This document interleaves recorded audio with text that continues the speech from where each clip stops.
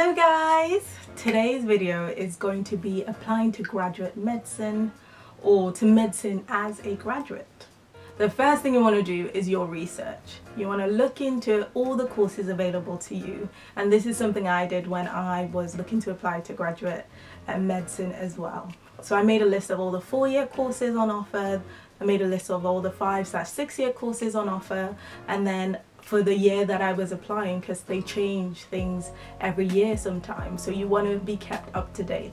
You want to look at the entry requirements in terms of grades that you need, whether that's your degree, or some of them even take into account your A-level and your GCSEs. And then you also want to look at the exam requirements, entrance exam requirements that they have. Most of the courses in the UK, the deadline has been the same for the past couple of years, 15th October, but again, you want to make sure that's still the case. You want to look at all the different interview styles. At this point, don't even think about which ones do I want to apply to, just make a list of all of them, and then you'll find as you go along, so maybe some of the entry requirements, the grades, you're like, oh okay, I don't meet these, so I'm not going to apply to these, I'm going to apply to these ones instead. So yes guys, do your research of all the courses offered in the UK in this instance, but if you're applying elsewhere, you can do the same. The second thing you want to do is to get your work experience. So this can be either in hospitals, in a GP surgery, in a care home, it could be volunteering. Most places look for quality rather than quantity, but having some sort of clinical / healthcare related experience will benefit you when it comes to applying, because you can talk about it in your personal statement, which is another important thing. So you can start like making a draft of your personal statement, putting in, you know, this is what I did here, this is what I did there, you know, to be able to help you as you look towards applying to medicine and coming to writing a full personal statement. The next thing you want to look at is admission tests, which I touched upon briefly. So in the UK, this is the UCAT, the GAMSAT, or the BMAT. So different unis have different requirements, and I think maybe one or two may not even have entrance and admission test requirements. So that's why it's so important to do your research, because again, just because they didn't have last year doesn't mean they won't have the year that you're applying. So try and look into everything and do your research so that you're able to book on for the admission test. Try not to miss, well, not try, don't miss the deadline for when you can book onto these tests, because if that's passed, then you're not able to apply in this cycle. So yes, look into that, and then look into all the practice tests available, or some people like to go for courses. In my situation, let's try that again. In my situation, I was like, do you know what?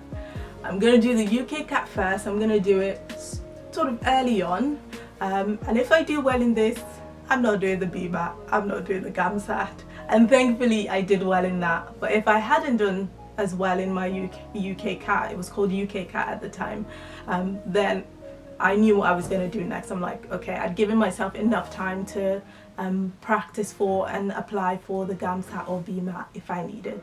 So now we're on to applying for medicine. So you've done all your research about all the courses on offer, the admission test needed, you've gotten your work experience, you've started working on your personal statement. Now it's time to apply. And in the UK, this is through UCAS, and the deadline for applications is the 15th of October.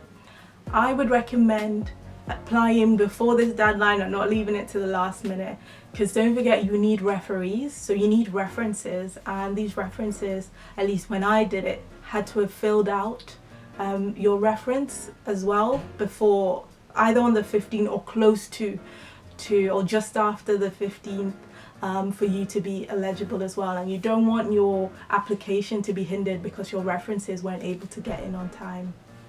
And the next thing to do is wait. So this is probably the hardest part for me, waiting to hear back about my applications, whether I've got an interview, and then after interview waiting to find out if I've gotten an offer.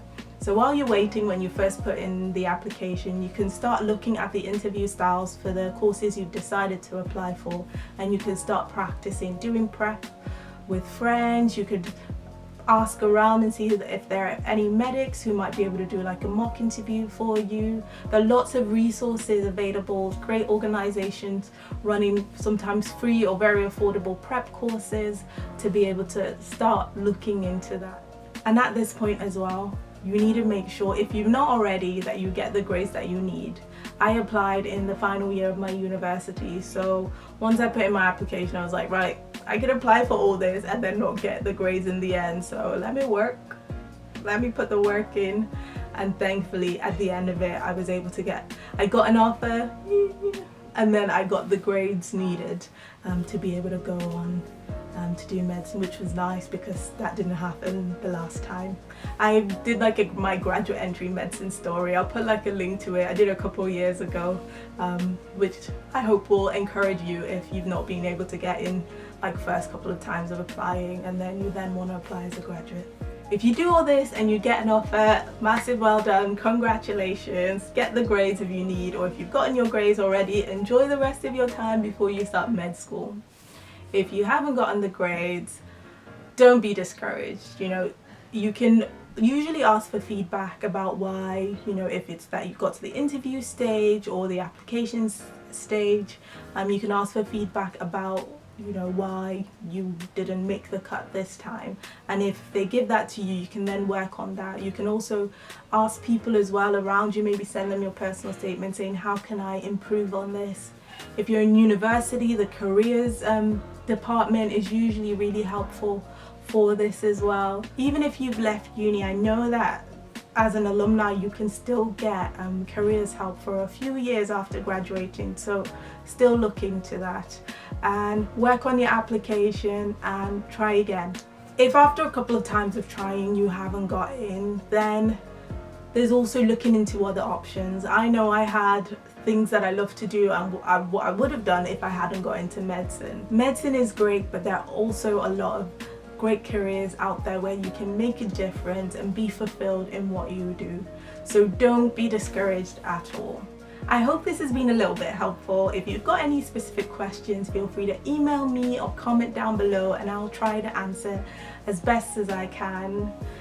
Good luck with applying if that's what you decide to do, and all the best. Bye.